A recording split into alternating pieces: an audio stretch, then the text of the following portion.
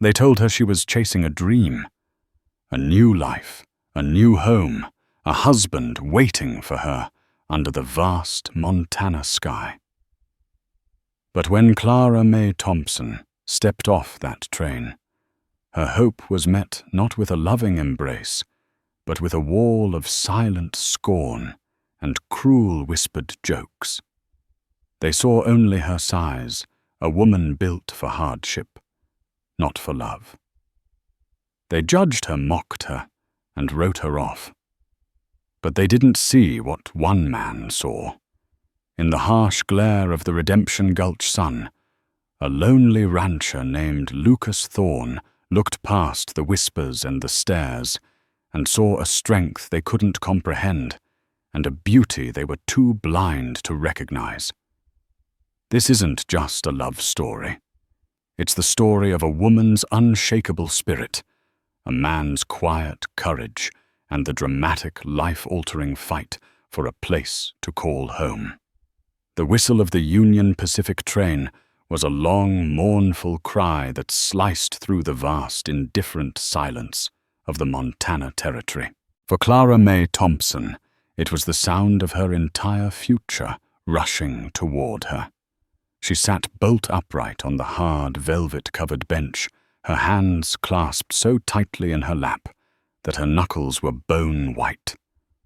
For 3 days, she had been a prisoner of rattling steel and soot-stained windows, watching the manicured green hills of Ohio melt into the flat, endless plains, which in turn had given way to this rugged, majestic, and terrifyingly empty landscape. Clara was not a wilting flower. The mirror and the frank opinions of others had never allowed her such a delusion. She was a tall woman, broad of shoulder and wide of hip, with capable, strong hands that had seen more work than leisure. Her face, framed by waves of practical brown hair, pinned tightly in a bun, was pleasant enough, she supposed, with clear blue eyes, and a mouth that was quicker to a thoughtful frown than a giddy smile. In the parlance of her former home, she was sturdy, a substantial woman. On the frontier, she hoped these words might mean something different. Reliable, resilient, strong. The advertisement she'd answered had been sparse but honest. Rancher 32 seeks a wife, owner of Thorn Creek Ranch. Must be of good character, unafraid of hard work, and willing to build a life in a demanding land. I am a man of simple means, but honest intentions. Lucas Thorne, Redemption Gulch, Montana. There was no mention of golden hair or a slim waist, no poetry about a rose in the wilderness. It was a proposal as practical as a well-made fence post, and it suited Clara perfectly. At 26, she was an orphan, her parents taken by influenza 5 years prior, leaving her to work as a seamstress and occasional bookkeeper. Her life, a quiet litany of mending other people's clothes and balancing other people's budgets. She was lonely, but it was a practical sort of loneliness, a simple lack of another soul to share the burdens and small joys of a day. Lucas Thorne's proposal felt like an answer to a prayer she'd barely dared to whisper. The train groaned its brakes, screeching in protest as it shuddered to a halt. Redemption. Gulch. The conductor yelled, his voice echoing in the suddenly quiet car. Taking a deep, steadying breath, Clara gathered her single heavy valise and made her way to the door. The moment she stepped onto the platform, the sun hit her with an almost physical force. It was a white, blinding sun in a sky of impossible blue. The air smelled of dust pine and something else, a dry, clean scent she couldn't name. The town itself was little more than a single wind-dusty street flanked by raw timber buildings. A general store, a saloon with swinging doors, a sheriff's office, a bank, and a handful of other structures baked in the afternoon heat. A few men loitering on the boardwalk paused their conversations, turning to stare. Clara felt their eyes on her, a familiar prickle of appraisal that always lingered a moment too long. She saw a woman in a calico dress, her face pinched with curiosity, whisper something to her companion, who then covered a smirk with her hand. Clara's heart, which had been thumping with nervous excitement, began to slow to a heavy, anxious beat. She straightened her spine, pulling her shawl tighter, and scanned the small crowd for a man who might be Lucas Thorne. Her gaze fell on a tall man, leaning against a support beam of the station's overhang. He was handsome, in a severe sort of way, with a strong jaw, dark, watchful eyes, and a face that looked as if it had been carved from the unforgiving landscape around him. He was dressed in clean but well-worn denim, a dark hat shielding his eyes. He was watching her, his expression unreadable. Before she could wonder if this was him, another man stepped forward, tipping a fine, cream-colored Stetson. He was cleaner, softer than the other man. His suit was well-tailored, his face smooth and confident. "Ma'am," he said, his voice carrying a note of smug amusement, "you must be the delivery." His eyes did a slow, insolent sweep from her sturdy boots to the top of her head. "Jedediah Cain, at your service. I own the bank here. And a few other things." He smiled, but it didn't reach his eyes. "I must say, Thorne's advertisement didn't quite do you justice. He said he needed a helpmeet, not a draft horse." A snicker rippled through the onlookers. The woman in the calico dress tittered openly. Clara's face burned with a heat that had nothing to do with the sun. Her dreams, so carefully nurtured over 1,000 miles, felt as if they were turning to ash in her mouth. She had faced condescension before, but this public, deliberate cruelty was a special kind of poison. She lifted her chin, her voice coming out colder and steadier than she felt. "I am looking for Mr. Lucas Thorne." "Are you him?" Cain laughed, a loud, braying sound. "Lord, no. I prefer my women a little more refined." He gestured vaguely with his head. "No, your man is over there. The one who looks like he's been wrestling bears and losing." The man leaning against the post pushed himself away from the wood and walked toward them. His steps were measured, deliberate. He didn't look at Cain. His dark eyes were fixed on Clara's. As he drew closer, she could see the lines of exhaustion and sorrow etched around his eyes, a deep sadness that his stern expression couldn't entirely hide. This was Lucas Thorne. He stopped in front of her, ignoring Cain and the gawking crowd completely. He was taller than she'd thought, his shoulders even broader. He looked her right in the eye, and for the first time since she'd stepped off the train, she didn't feel like a specimen being examined. She felt seen. "Miss Thompson?" he asked. His voice was a low baritone, a gravelly rumble that was surprisingly gentle. "I am," she managed to say, her throat tight. He nodded once, a short, sharp gesture. "I'm Lucas Thorne. Welcome to Redemption Gulch."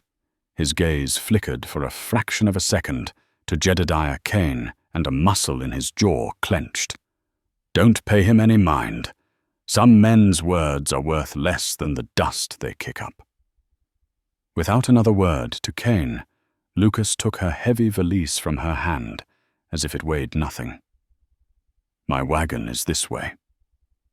He led her away from the platform, leaving Jedediah Cain standing with a look of theatrical shock on his face, as if he couldn't believe he'd been so thoroughly dismissed. The whispers followed them, buzzing like angry flies. Clara kept her eyes fixed on the back of Lucas's worn chambray shirt, using it as an anchor in a sea of humiliation. The wagon was old, its wood weathered to a silvery grey. A single tired-looking horse stood patiently in its harness. Lucas tossed her bag into the back and then turned to help her up. His hand was rough and calloused, but his grip was firm and respectful as he assisted her onto the hard wooden seat. He moved with an economy of motion, a quiet competence that spoke of a life lived without waste. As he climbed up beside her and took the reins, the silence between them stretched thick and awkward. Clara didn't know what to say. "Thank you for not leaving me on that platform. I'm sorry I'm not what you expected." The words felt flimsy and inadequate. The wagon lurched forward, rattling down the main street and past the curious eyes of the town. Once they were clear of the last building, the vast open country swallowed them whole. The landscape was a stunning panorama of rolling brown hills, distant purple mountains, and a sky so enormous it felt like a physical weight. Thorn Creek Ranch, Lucas said, was another 5 miles out. He was the one who finally broke the silence, his eyes fixed on the horizon. "I owe you an apology, Miss Thompson." Clara turned to look at him, surprised. "For what?" "For Cain. For them." He made a short gesture with his head back toward the town. "This is a hard place. It can make people small." "I'm not a fragile thing, Mr. Thorne," she said, her voice firmer now that they were alone. "I've been hearing words like that my whole life. I suppose I had hoped for something different here." "Hope is a dangerous thing to carry in your luggage," he said, a note of bitterness in his voice. He glanced at her, his expression softening almost imperceptibly. "But a necessary one, I reckon." They rode on the only sounds, the creak of the wagon wheels and the plodding hoofbeats of the horse. The initial sting of her welcome was beginning to fade, replaced by a deep, weary uncertainty. She watched the man beside her, a man bound to her by a few lines of correspondence and a shared need for something more. He was a closed book, his face a mask of stoic control. Yet he had defended her. In his own quiet, understated way, he had drawn a line in the dust and stood on her side of it. Finally, he pulled the horse to a halt at the crest of a low ridge. "There it is," he said. Clara followed his gaze. Down in a shallow valley, bisected by a ribbon of green that marked a creek, sat a collection of buildings. A modest single-story log house with a porch, a large barn that seemed to be in better repair than the house, and a few smaller outbuildings. The land around it was a patchwork of fenced pasture and open range stretching for what looked like miles. It was isolated, stark, and possessed a wild, lonely beauty. It was Thorn Creek Ranch. "It's not much," Lucas said, his voice flat. "The work is hard, and the rewards are few and far between." Clara looked at the ranch, then back at the stern, sad-eyed man beside her. She saw the challenge in the unplowed fields, the vulnerability in the unpainted house, the weariness in his posture. She had come here seeking a partnership, a life built on mutual effort. The town had shown her its cruel face, but this place, this man, this was the reality. "Mr. Thorne," she said, her voice clear and steady. "My advertisement was honest too. I'm not afraid of hard work." She met his gaze directly, letting him see the resolve in her eyes. "I just need a place to put my back into it."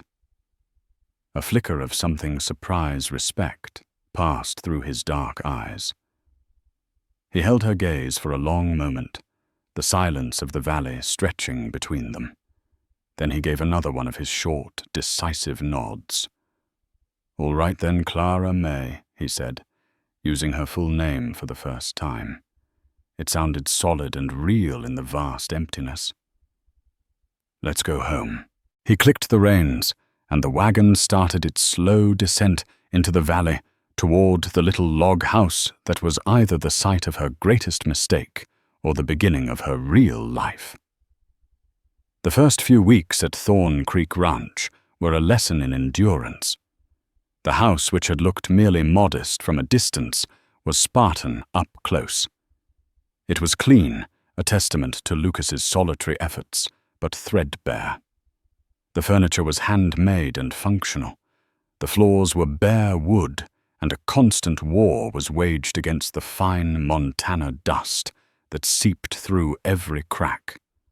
Clara was given the single bedroom, while Lucas moved his bedroll to a corner of the main room, a silent, unnegotiable arrangement that spoke volumes about his character.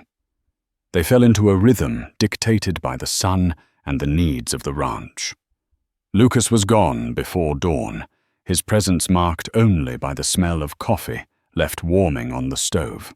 He worked with a relentless, punishing intensity, mending fences, tending to his small herd of cattle, and clearing stones from a field he hoped to one day plant with alfalfa. He was a man who communicated through action, not words. His gratitude for the hot meal she had ready at dusk was expressed in the clean plate he left behind. His approval of the way she organized the pantry was shown by his ability to find the salt without asking. Clara, in turn, threw herself into her work with a quiet ferocity. She was not just a housekeeper. She was a partner, and she was determined to prove it. She scrubbed the floors until they shone, patched Lucas's worn clothes with stitches so fine they were nearly invisible, and cultivated a small kitchen garden near the house, coaxing stubborn life from the dry soil. She learned the nuances of the wood-burning stove, the particular ache in her back from hauling water from the creek, and the profound, soul-deep silence of the nights. The mockery she had faced in town became a distant echo, but it hadn't vanished. Once a week, Lucas would ride into Redemption Gulch for supplies. He always went alone. He never explicitly said why, but Clara knew. He was shielding her. The thought was both comforting and galling. She hadn't come all this way to be hidden like a shameful secret. One sweltering afternoon, about a month after her arrival, she decided to act. Lucas was in the far pasture, wrestling with a broken section of fence. Clara packed a loaf of bread, a wedge of cheese, and a canteen of cool water into a satchel. She'd watched Lucas with the horses, noting his gentle commands and patient hands. She approached the mare in the corral, a skittish buckskin named Willow, speaking to her in low, soothing tones. It took time, but she managed to saddle the horse, her movements clumsy but firm. Riding astride in her practical work skirt was awkward but liberating. As she crested the ridge overlooking the far pasture, she saw Lucas. He had a fence post propped against his shoulder, his back straining as he tried to set it into the hard-baked earth. He was a solitary figure against the vast landscape, and a pang of deep, aching sympathy went through her. This man was carrying the weight of the entire world on his shoulders. He heard her approach and straightened up, wiping a forearm across his brow. He watched her ride toward him, his face a mask of weary surprise. "Clara, what are you doing out here?" "I brought you lunch," she said, swinging her leg over and sliding rather ungracefully to the ground. "You can't work from sunup to sundown on coffee alone." He stared at the satchel, then at her. He seemed at a loss for words. "You saddled Willow." She wasn't keen on the idea at first, Clara admitted with a small smile. But we came to an understanding. They ate in the sparse shade of a lone juniper tree. The silence between them was different now, less a void and more a shared space. It was the easy silence of two people who had just spent hours in mutual if separate labor. "The fence is giving you trouble," she observed, nodding at the line of crooked posts. "It's the soil," he said, his voice rough with fatigue. "It's all rock and clay here, and the posts are old. They rot from the ground up. I need new timber, but—" He trailed off, the unspoken words hanging in the air. "But there's no money." This was the shadow that hung over the ranch, over every decision Lucas made. A crushing lack of resources. Clara had seen it in the worn-out tools, the meager pantry stores, the way he mended a piece of leather tack 3 times, rather than replace it. Back in Ohio, she began carefully. "I used to help Mr. Abernathy at his mercantile. I kept his books." Lucas looked at her, his dark eyes curious. "Is that so?" He was always worried about cash flow. "He taught me how to track every penny, how to find waste, how to make a dollar stretch until it screamed." She paused, gathering her courage. "Lucas, I'd like to see the rancher's books." His face shuttered immediately. A wall went up swift and impenetrable. "There's nothing to see. Just a long list of debts." "That's what a ledger is," she countered gently. "It's a map of where the money goes. Sometimes if you look at a map long enough, you find a different route." "This is my burden, Clara," he said, his voice flat and final. He stood up, the meal over. "Thank you for the lunch. You should head back before the sun gets any higher." The dismissal stung. She had offered a part of herself, a skill she was proud of, and he had rejected it. She rode back to the house with a heavy heart, the distance between them feeling wider than ever. That night, a storm rolled in. The sky, which had been clear for weeks, turned a bruised purple. Wind howled around the corners of the small house, and rain lashed against the window panes. Clara lay in her bed, listening to the storm, her mind troubled. She heard a noise from the main room and sat up. Peeking through the crack in her door, she saw Lucas standing by the window, staring out into the tempest. He looked even more burdened than usual, as if the storm outside was a reflection of the one inside him. The next morning the world was washed clean. The air was cool, and the scent of rain-soaked sage filled the valley. When Clara entered the main room, she found a large, leather-bound ledger sitting in the center of the table. Lucas was at the stove, his back to her. "Coffee's hot," he said without turning around. Her heart gave a little leap. It was his apology, his concession, his invitation. After a quick breakfast, she sat down at the table and opened the book. What she found was worse than she had imagined. It wasn't just a lack of income. It was a hemorrhage of expenses. The entries were written in Lucas's tight, controlled hand. But the story they told was one of quiet desperation. There was a massive standing loan from Jedediah Cain's Redemption Gulch Bank, with an interest rate that was nothing short of predatory. The prices he was getting for his cattle from the local stockyard, also owned by a cousin of Cain's, were pitifully low. The cost of supplies from the general store, run by Martha Higgins, the gossiping woman from the train station, were inflated sometimes by as much as 20% compared to the prices she knew from her time with Mr. Abernathy. She spent the entire day hunched over the ledger, her mind racing. She made notes, did calculations on a spare sheet of paper, and cross-referenced dates. Lucas left her to it, sensing that she was in her element. When he came in for supper, she had 2 pages of neat, clear notes waiting for him. "Sit down," she said, her voice filled with a new authority. "We need to talk." He looked at her notes, then at her face, and for the first time, he pulled a chair up to the table. Not just as a man coming in for a meal, but as a partner in a council of war. "Cain is strangling you, Lucas," she said bluntly. "He's not just your banker, He's your predator. This loan, the interest rate, it's designed so you can never pay it off. He's bleeding you dry at the stockyard, and Mrs. Higgins is picking the last bits of meat from your bones at the store. Lucas stared at the ledger, his face grim. I know the prices are high, but there's nowhere else to go. Cain owns the freight lines.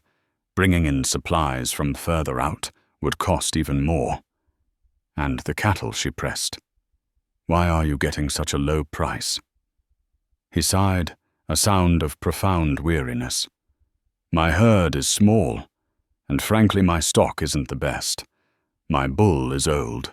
I need new blood in the herd to produce better calves, but a good bull costs more than I've seen in 5 years. He looked down at his calloused hands. I'm trapped, Clara. Every move I make, Cain has a boot on my neck. Then we have to stop playing his game, she said, her eyes flashing with a fire he'd never seen before. We have to find a new way. For the next hour, she laid out her thoughts. They couldn't break the loan, not yet. But they could cut the bleeding. She proposed a strict budget, a plan to live off the land as much as possible, reducing their reliance on the general store. She talked about planting a larger crop, not just for their own animals, but to sell as feed to the few independent ranchers who might still be left. And the cattle, she said, her mind working furiously. We can't sell them to Cain's man. It's financial suicide. We'll hold them back. We'll build up the herd, even if it's slow, and feed them on what Lucas challenged the pragmatist in him surfacing. We don't have enough pasture to hold them all through a hard winter. That field you're clearing, she said, tapping her notes. You said you wanted to plant alfalfa. Let's do it. It's a risk, but if it pays off, we'll have our own feed. We could even sell the surplus. He looked at her, truly looked at her, and saw not just a mail-order bride, not just a housekeeper, but a strategist. He saw a mind as strong and resilient as her body. The town saw a large, plain woman. Jedediah Cain saw a target for his cruel jokes. But in the dim lamplight of his struggling home, Lucas Thorne saw his partner. He saw a flicker of the very hope he'd warned her against. It's a long shot, he said, his voice low. Long shots are the only ones we have, she replied. A slow smile touched Lucas Thorne's lips. It was a rare, startling thing, like finding a wildflower blooming in a field of rock. It transformed his stern face, erasing some of the sorrow from his eyes. All right, bookkeeper, he said. Let's show them what a long shot looks like. In that moment, something fundamental shifted between them. The arrangement of convenience, the contract between strangers, was dissolved. In its place, a true partnership was forged, not in a church, but over a dusty ledger, under the weight of shared adversity. They were no longer just a man and a woman sharing a roof. They were Thorn Creek Ranch, and for the first time, the ranch had a fighting chance. The alliance forged over the ledger transformed life at Thorn Creek. It was no longer a place of solitary labor, but one of coordinated effort.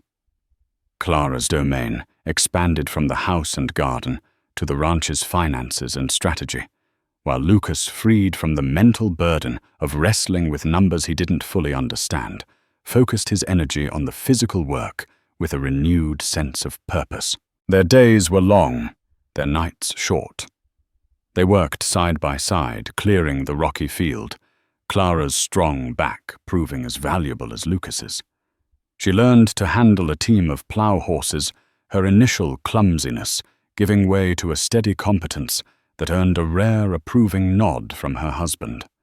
The name felt more natural now, though they still occupied their separate sleeping spaces, the line of propriety as clear and uncrossed as a well-maintained fence. The intimacy between them grew not in whispers and touches, but in shared glances over a heavy rock in the pitcher of water she brought him, without being asked in the way he described the signs of a coming frost, so she could protect her precious garden. They were learning the language of each other's souls through the medium of shared struggle. One evening, as Clara was mending a tear in Lucas's shirt, she steeled herself to ask a question that had been lingering in her mind. Lucas, she began her eyes on her needlework. The loan from Mr. Cain. It was taken out 3 years ago. It's a staggering amount. What was it for Lucas, who had been oiling a piece of tack, went still. The comfortable quiet of the room suddenly became tense. He set the leather aside and stared into the low, burning fire in the hearth. "My first wife," he said, his voice barely a whisper. Her name was Eleanor. Clara's needle stopped. She had known he was a widower, but he had never spoken of it, and she had never dared to ask. She was from back east. He continued, his voice heavy with memory. "Like you. She was like a porcelain doll, all delicate and fine. I thought I could protect her. I thought this land would make her strong." He let out a bitter, self-recriminating laugh, but it broke her. The wind, the silence, the loneliness, it all just wore her away. Then she got sick. A lung affliction. The doctor here could do nothing. I thought if I could just get her to a specialist in Boston, they could save her. He finally looked at Clara, and his eyes were raw with a grief she realized was still fresh. Cain offered the money. I didn't even read the terms. I would have signed anything. I sold my best breeding stock, mortgaged every square inch of this place. But it was too late. She died on the train just outside of Omaha. I buried her back in her family's plot in Massachusetts and came back here to this. The debt and the quiet. Clara's heart ached for him, for the desperate man he must have been, for the crushing weight of his failure and his grief.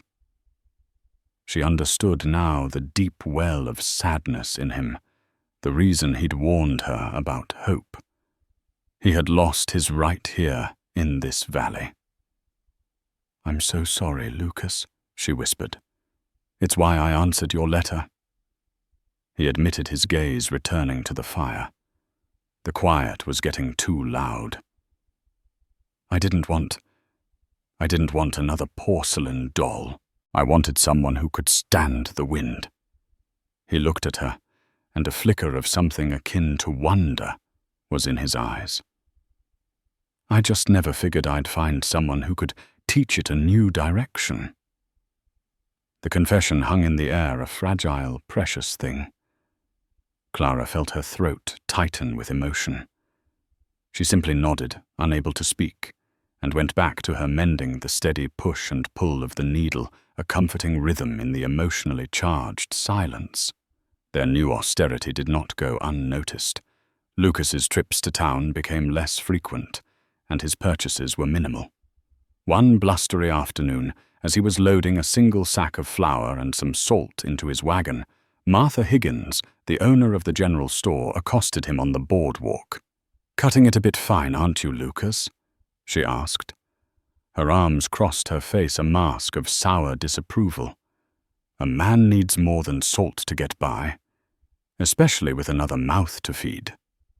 Her eyes narrowed. "A large mouth, from what I hear." Lucas finished tying down his supplies before turning to face her. "My wife is a frugal woman, Martha.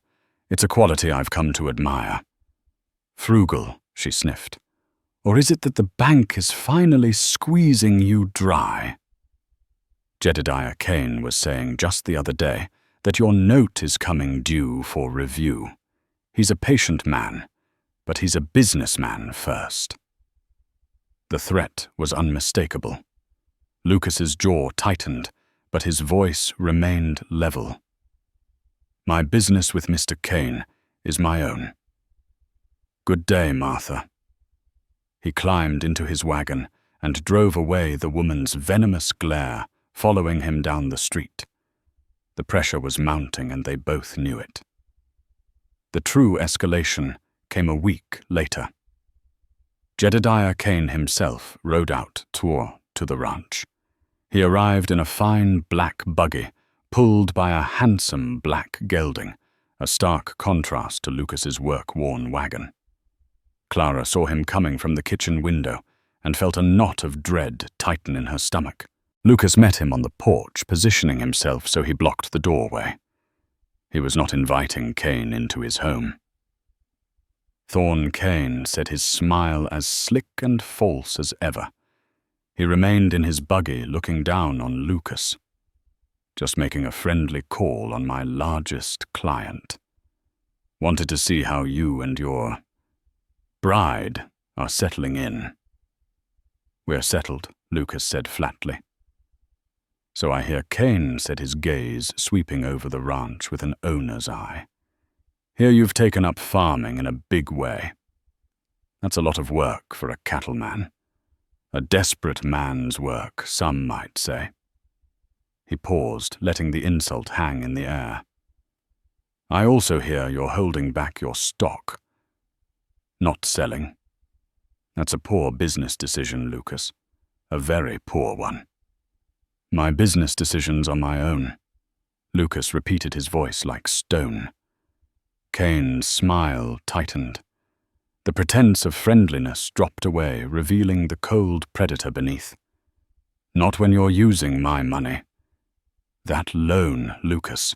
It was a gesture of goodwill, a favor to a neighbor in his time of need. But my patience for that favor is wearing thin. The board at the bank is getting anxious. They feel the collateral this ranch is being mismanaged. They feel you're devaluing my investment. This ranch is not your investment. It's my home. Lucas growled, his hands clenching into fists at his sides. It's a property securing a debt, Cain corrected him smoothly. And if that debt isn't serviced, the property changes hands. That's the simple arithmetic of it. I have a buyer already lined up, in fact. Someone with vision. Someone who sees the potential in this valley, especially its water. He glanced meaningfully at the creek that gave the ranch its name. He's willing to pay a fair price, enough to clear your debt and leave you with a little walking away money. Inside, Clara listened, her blood running cold. The water. It wasn't just the land Cain wanted, it was the water. Thorn Creek was the most reliable water source in the entire region. Controlling it would mean controlling everything. I'm not selling. Lucas said, his voice low and dangerous. You misunderstand, Cain said, picking up his reins. Soon it won't be a choice. You have 30 days, Lucas. 30 days to make a substantial payment on the principal of your loan. Not the interest. The principal. If you can't, we'll be forced to begin foreclosure proceedings. He smiled, his cold reptilian smile. Think it over. It's a generous offer. Better to walk away with something than be carried out with nothing. He clicked to his horse, turning the buggy in a neat, arrogant circle, and driving away, leaving a cloud of dust and impending doom in his wake. Lucas stood on the porch for a long time, his back rigid. Clara came out and stood beside him. She didn't need to ask what had happened. She had heard it all. 30 days. Lucas said, his voice hollow. There's no way. There's no way I can make a payment like that. He finally turned to her, his face a portrait of utter defeat. The fight seemed to have drained out of him, leaving behind the same desperate, broken man who had signed Cain's loan 3 years ago. He's won, Clara, he whispered. He's finally won. Clara looked at his defeated face at the ranch they had worked so hard to save, at the tender green shoots of alfalfa just beginning to sprout in the new field. She thought of the mockery at the train station, of Martha Higgins's sneers, of Jedediah Cain's cold, cruel eyes. A lifetime of being underestimated, of being judged and dismissed, coalesced into a single hard point of incandescent rage. She would not be driven out. She would not let this man be broken. No, she said, her voice ringing with a strength that made Lucas look up in surprise. No, he hasn't. She grabbed his hand, her grip surprisingly strong. Her hand was not delicate or soft, but it was warm and steady. We are not beaten yet, Lucas Thorne. You told me this was a demanding land. Well, I am a demanding woman, and I demand that we fight. He gave us 30 days. We will use every single second of it. She stood before him, not as a bride or a housekeeper, but as a general rallying her troops. Her broad shoulders were thrown back, her chin was high, and her clear blue eyes were blazing with a defiant fire. In that moment, Lucas saw that her strength wasn't just in her back or her hands. It was in her spirit. It was a deep, unshakable, formidable force. And for the second time, her hope became a shield for his despair. He looked at their joined hands, then into her eyes. The defeat in his own gaze began to recede, replaced by the faintest glimmer of her fire. "All right, Clara," he said, his voice regaining a sliver of its strength. "All right. We fight." The 30 days Cain had given them were a crucible. Every waking moment was a race against the calendar. Every sunset a reminder of their dwindling time. The air at Thorn Creek was thick with a tense, desperate energy. They spoke little, their communication pared down to the essentials, every ounce of effort poured into the singular goal of survival. Clara's plan was audacious, born of pure necessity. It hinged on two things, the new alfalfa field and a gamble on the world beyond Redemption Gulch. The alfalfa nourished by the creek, and their relentless labor was growing with a stubborn vitality that seemed to mock Cain's machinations. It was their one true asset, a crop of their own making. But it wasn't enough. They needed cash, and they needed it now. "We can't sell the cattle to Cain's man," Clara reiterated one night as they pored over her notes by candlelight. "It's like handing him the bullets to shoot us with, but we can't afford to feed them through the winter either. We have to sell a portion of the herd." To who Lucas asked, the familiar note of weary pragmatism in his voice. "There's no other buyer in 100 miles. Not in 100 miles, no," Clara said, pulling a well-worn map from her valise. It was a railroad map of the Montana Territory. "But the train goes both east and west. There are other towns, other stockyards. Fort Benton is a major hub for the riverboats. Miles City is growing fast. If we can get our cattle there, we can bypass Cain entirely." It was a staggering proposal. A cattle drive, even a small one, was a monumental undertaking. It required drovers' supplies and a level of risk that made Lucas's blood run cold. "Clara." "I can't," he said, shaking his head. "It's just me. I can't drive 50 head of cattle 200 miles on my own." "You won't be on your own," she said simply. "I'll be with you." Lucas stared at her, as if she'd sprouted a second head. "You on a cattle drive? It's no place for a woman." Clara's eyes flashed. "Is it a place for a bookkeeper? For a strategist? For the only person who knows how to negotiate a fair price when we get there? This is not about being a man or a woman, Lucas. It's about survival. You know the cattle, I know the numbers." Together we are one complete drover. We have to do this. Her logic was inescapable. Her courage was infectious. Looking at her determined face, Lucas felt a stirring of something he hadn't felt in years, a wild, reckless spark of possibility. "It's a fool's errand," he whispered almost to himself. "Then we'll be fools together." She smiled. The preparations were frantic. They selected the strongest cattle for the drive, leaving a small core herd behind. Clara sewed canvas food bags, calculated rations with painstaking precision, and packed the ledger, their weapon, as carefully as Lucas packed his rifle. There was no money for hired hands. It would be just the two of them, the tired mare, Willow Lucas's steady gelding, and a herd of unpredictable cattle. The day before they were set to leave, Lucas was in the barn repairing a cinch strap when he felt a presence behind him. It was Clara holding a dusty, forgotten trunk she'd hauled down from the loft. "I found this," she said. "I thought there might be something useful inside." Together they pried open the rusted lock.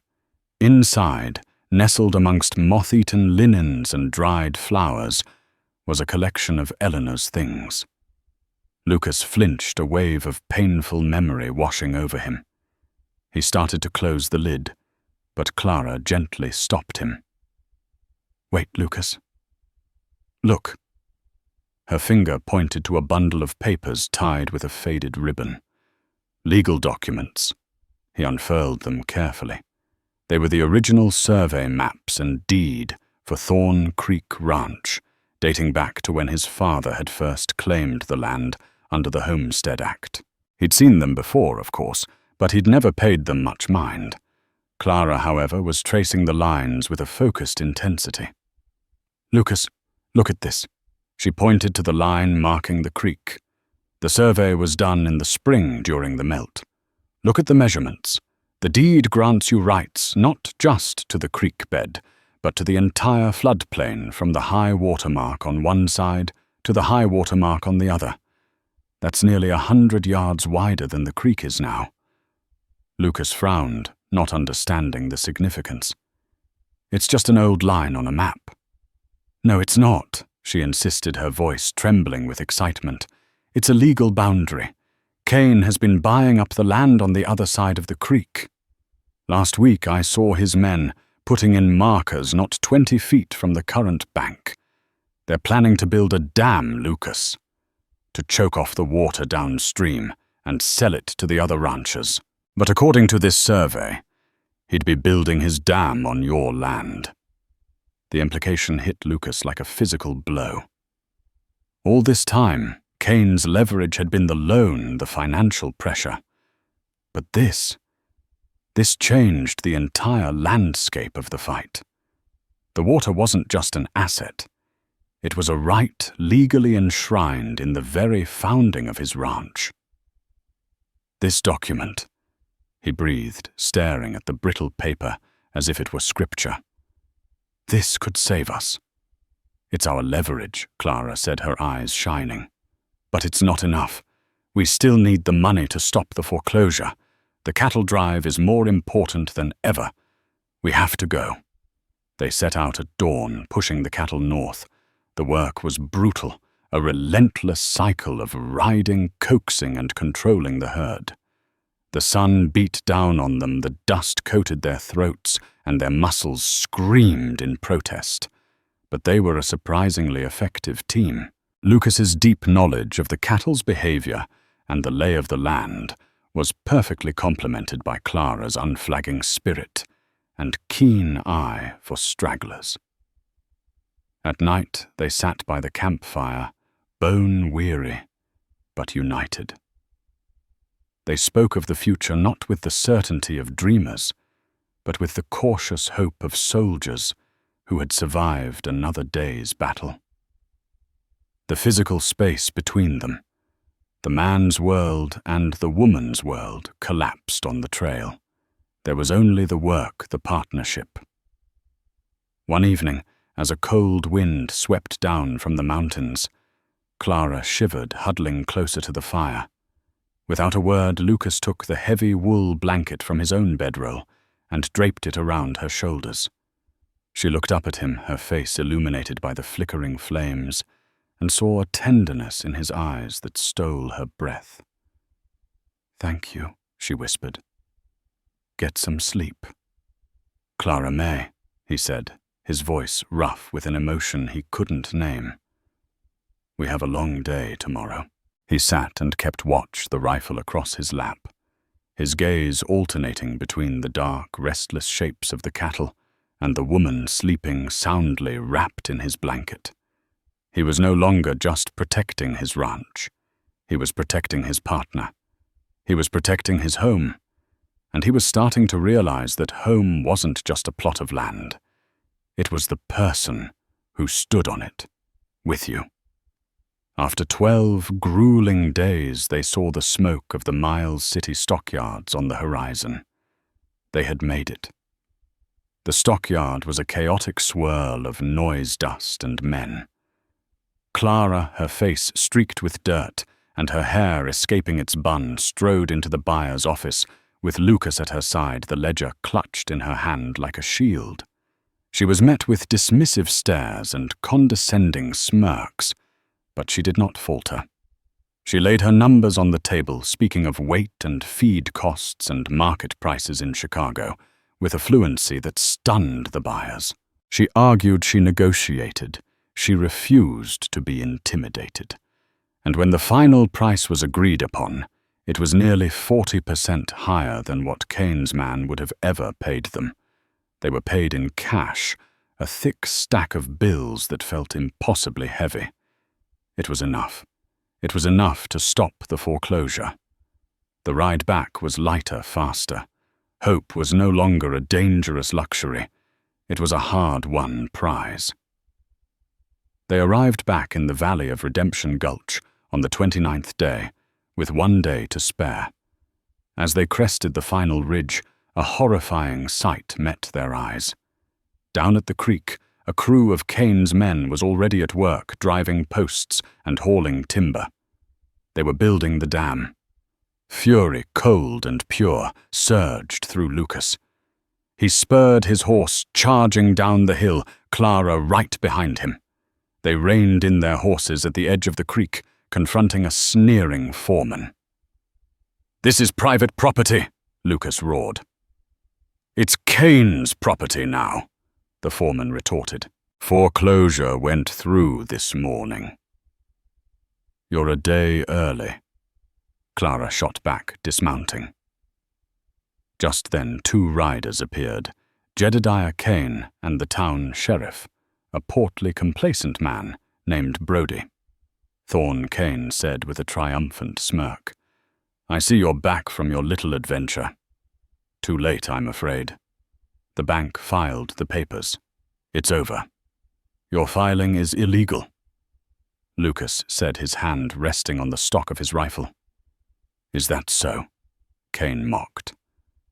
"Sheriff, it seems Mr. Thorne is disputing a lawful foreclosure." Sheriff Brody shifted uncomfortably. "Now, Lucas. Let's not have any trouble.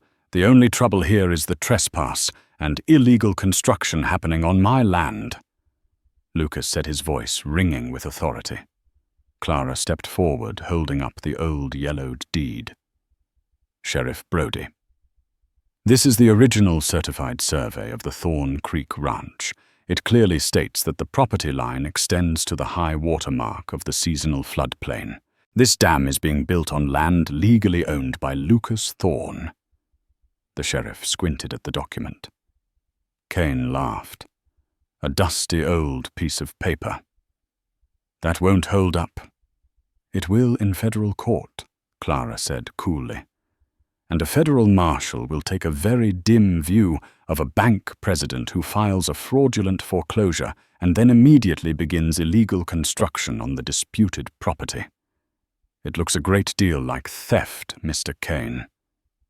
Cain's face lost its smirk. He hadn't counted on this.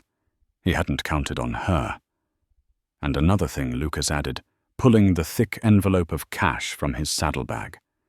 He tossed it at the sheriff's feet. "Here is a payment in full for the amount demanded. Delivered within the 30-day period. Any foreclosure filing is therefore null and void."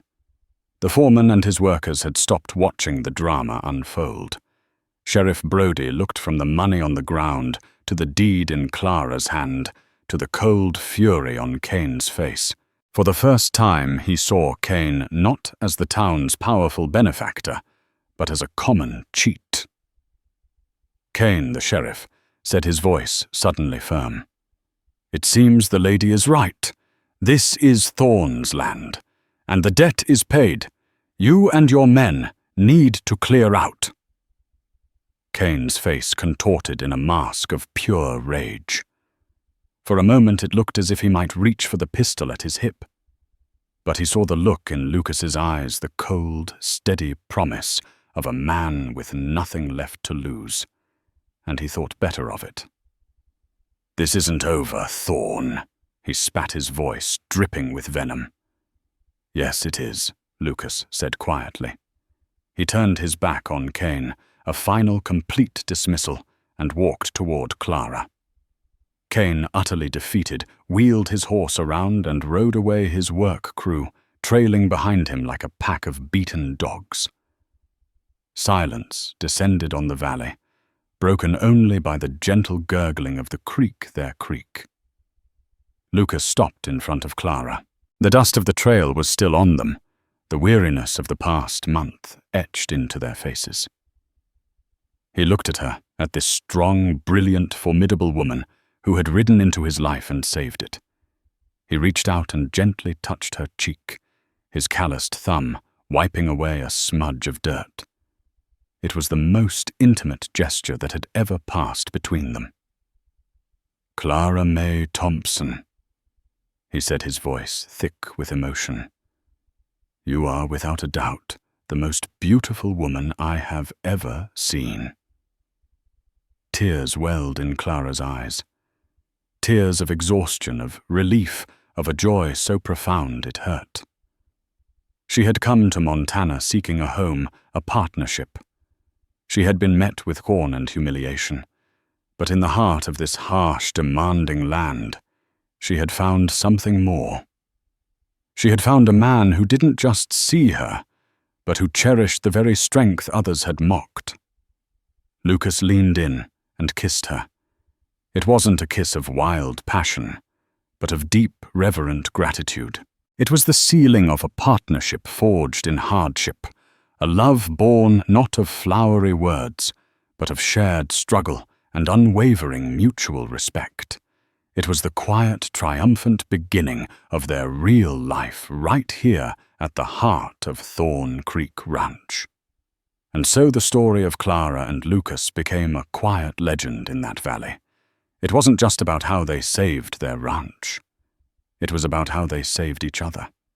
They showed that true beauty isn't about the shape of your waist or the delicacy of your features. It's carved into the soul by courage, resilience, and an unbreakable spirit. Their love story reminds us that the right person won't just accept you. They will see the strength in your scars and the fire in your heart, helping you become the person you were always meant to be. Thank you for joining us on this journey back to the Wild West. If Clara's spirit and Lucas's quiet strength touched your heart, please show your support by giving this video a like. Share it with someone who loves a story of triumph against the odds. And be sure to subscribe to our channel for more tales of history, heart, and the enduring power of the human spirit. We have many more stories to tell, and we'd be honored to have you with us for all of them.